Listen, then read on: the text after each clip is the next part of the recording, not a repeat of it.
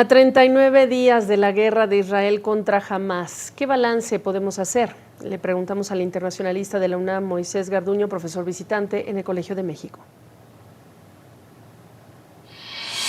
Pienso que una de las estrategias de Hamás ha sido arrastrar al ejército israelí hacia la franja de Gaza en una estrategia de guerra de guerrillas.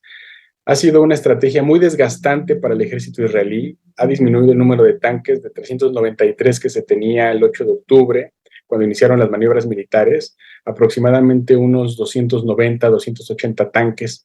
Y hablando en una operación defensiva, eso quiere decir que esos tanques han sido destruidos porque no hay evidencias de que hayan sido retrocedidos o mandados de nuevamente al origen de la operación. Entonces, eso quiere decir que si sumamos los 800 soldados acaecidos de parte del Estado de Israel, la estrategia está siendo muy desgastante para el ejército israelí, porque además no han encontrado ni un solo miembro de Hamás, de la alta estructura política, lo cual a todas luces me parece pues una muy fuerte obra para Netanyahu en términos políticos y un golpe bajo contra él.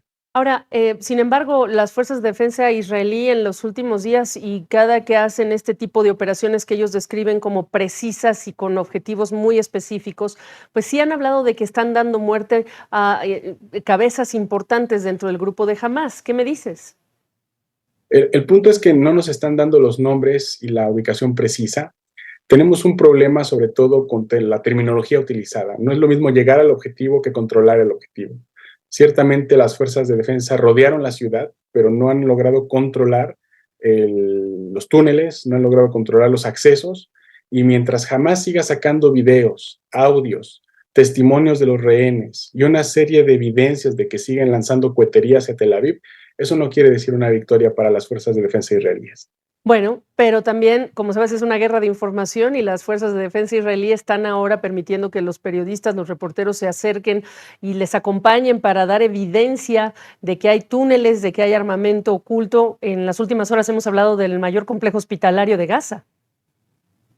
Eso me parece muy sesgado en el sentido de que han muerto 51 periodistas de otras agencias no certificadas por el Estado de Israel, incluyendo Reuters, incluyendo Al Jazeera, colegas tuyos de AFP, y eso es algo sumamente crítico, dicho no por mí, por las Naciones Unidas y por otras agencias de carácter humanitario que han, como Reporteros Sin Fronteras, que han criticado este tipo de cosas, ¿no? A mí me parece que la apertura a los medios debería de ser plural y debería de ser abierta y libre, pero las condiciones en el norte de Gaza no creo que den para eso.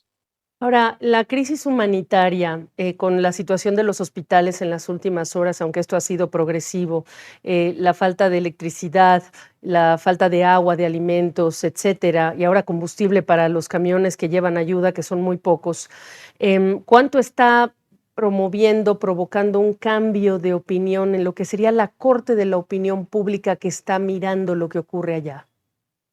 La opinión pública se debe de medir en función de las fuentes que ofrecen ese tipo de estadísticas.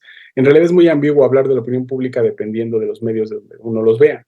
Lo que sí es cierto es que hemos visto múltiples y multitudinarias manifestaciones sociales alrededor del mundo, incluyendo ciudades de países occidentales, en Washington, en Londres, en París, con todo y las limitaciones y las prohibiciones que se ha visto para esto.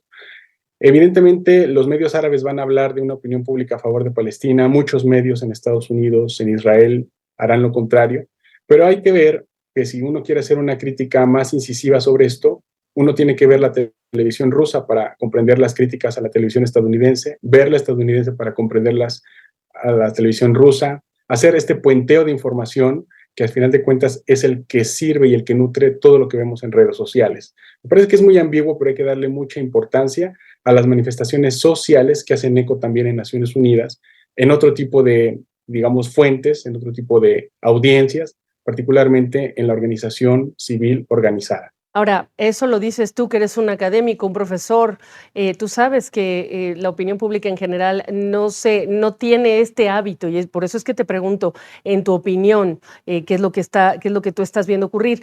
Sí, también decirte a dónde ves el siguiente capítulo de este conflicto cuando en unas horas estaremos hablando de un encuentro importante entre el presidente Biden, el presidente Xi, cuando estamos hablando de otras gestiones desde Europa para insistir en este alto al fuego, en este pedido también también de permitir la ayuda humanitaria ingresar a Gaza. ¿Qué estás viendo ocurrir? En mi opinión es muy importante llamar a un cese el fuego. Me parece que ha habido una obstaculización por parte de Estados Unidos en el marco del Consejo de Seguridad para hacerlo desde los primeros días del intercambio de fuego. Me parece que ha tardado mucho el Consejo de Seguridad en hacer esto. Me parece que también se necesita una condena enérgica del abuso del uso de la fuerza por parte de las fuerzas de ocupación contra ambulancias, contra los caminos que el ejército israelí dice que deben estar libres para el desplazamiento de población, caminos que también se han bombardeado.